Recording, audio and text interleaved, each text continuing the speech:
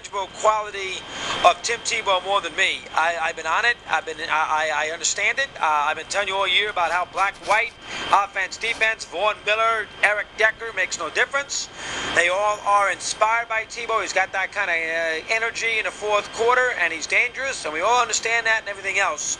And, and if you let that game, especially at home, if you let that game sit there in the fourth quarter, or in, obviously yesterday's case overtime, with a chance to lose, he's got a chance to make a play on you. The Jets found that out, and obviously Pittsburgh found that out, and Minnesota found that out, and a lot of ball clubs, found that out.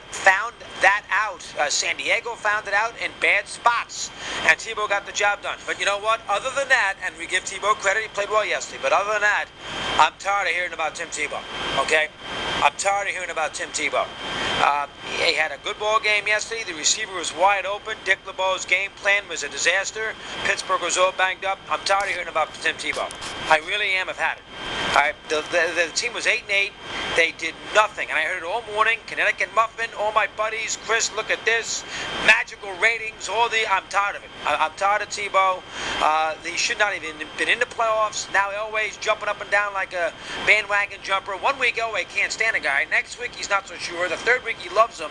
Then he's down on him again and plays Brady Quinn, and now he loves him again. The bottom line with Tebow is that if he's dangerous and you have a chance with him if the game is tight in the fourth quarter, especially if it's low scoring, but to win a steady diet of NFL football with him at the helm, I am not a believer, okay? And I know yesterday is the wrong day to bring this up today based on yesterday's performance, but I am not a believer. All right, Pittsburgh did a terrible job from a defensive perspective. They had Woodley was in and out of the lineup. Kiesel didn't play. Hampton didn't play. Ryan Clark didn't play. The center didn't play. I know he played Redmond, but Mendenhall didn't play, and he's on one ankle in Roethlisberger, and they still almost won the game. And the whole team hurt.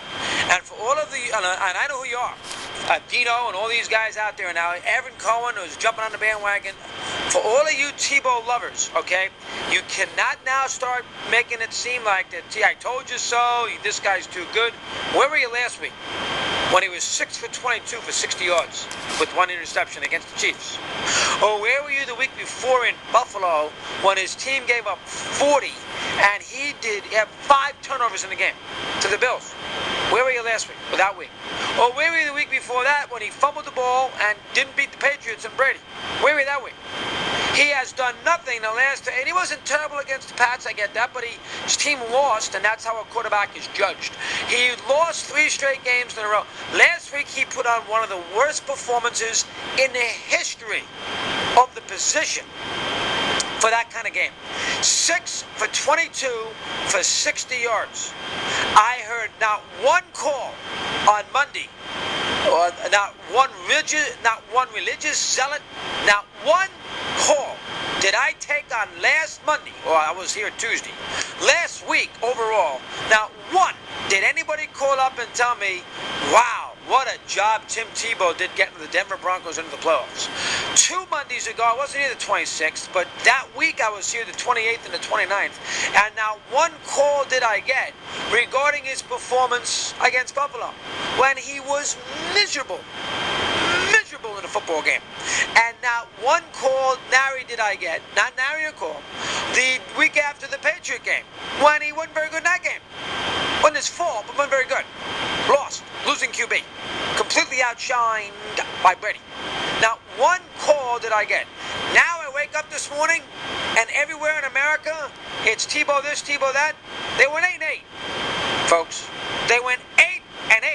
It's one of the few teams in the history of the National Football League that made the postseason at 8-8. There's about 4 or 5 of them. That's it. 4 or 5. And that's going back to Mike Pagel's Colts in the 80s. There's not that many. Not that many. I am not jumping on the bandwagon now about how great Tim Tebow is.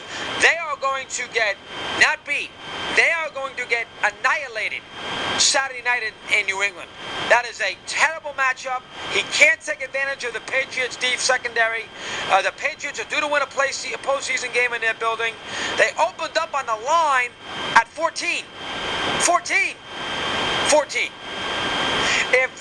if Norv Turner of all people, if Norv Turner did not bail them out in the last game of the season in Oakland, when San Diego beat the Raiders, he would have been part of an epic collapse. And now because he threw a pass in overtime, and they scored 20 points in one quarter, they did nothing the rest of the game. And now that he scored through a pass in overtime, a curl-in that was 17 yards, now we're going to put him in the Hall of Fame. Is that what we're going to do today? Not in this show. Not in this show. We're not putting him on the Hall of Fame on this show. He's 9-8, folks. All right? I don't want to hear from Torrey. Torrey now is jumping on the Denver bandwagon. I told you about Tebow, blah, blah, blah. Torrey's talking about Tebow like he knew all along that Tebow had this game in him. Yet when it came to a parlay bet on Saturday, he couldn't wait to jump on Pittsburgh. -8. Couldn't wait. You got it. Let's go. Couldn't freaking wait. That fraud. I don't want to hear from Dino tonight either. Tebow this, Tebow that. A, he's a Jet fan, and B, I heard nothing. 6 for 22 against the Kansas City Chiefs for 60 yards. With the season on the line, at home. At home. At home. Now listen, did he make a nice pass in overtime? Yes. Did LeBeau, basically put 8 guys in the box and play man-to-man in the wide receivers and force John Fox to open it up after that first quarter and throw the football? Yes. Yes. Yes, he did. And did Tebow take advantage of that and find open receivers? Yes. Yes, he did. Now, if Roethlisberger had not taken a sack at the last drive of regulation when Wallace had a first down at the 45-yard line with 29 seconds to go and Pittsburgh had a timeout, if in fact they would have put the ball in the end zone there, all we would have heard of from today was the fact on third down in the drive that was previous, Tebow had his tight end Fells wide open and threw the ball into the ground. Into the ground. And I don't want to hear from John Fox now either, because he's a fraud as well. Fox couldn't wait to get him the hell out of the lineup, and Fox doesn't let him do anything in these games. Anything. And now Fox all of a sudden thinks he's got freaking, as Bart Starr under center. I mean, come on, let's calm down.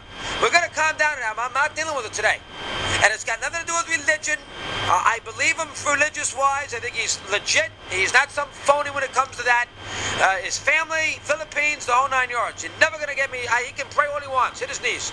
It's funny, last week when he did nothing against Kansas City, he didn't pray. When he was getting picked left and right against Buffalo, he didn't pray. This week he prayed. When the Chiefs destroyed him, I didn't see him praying.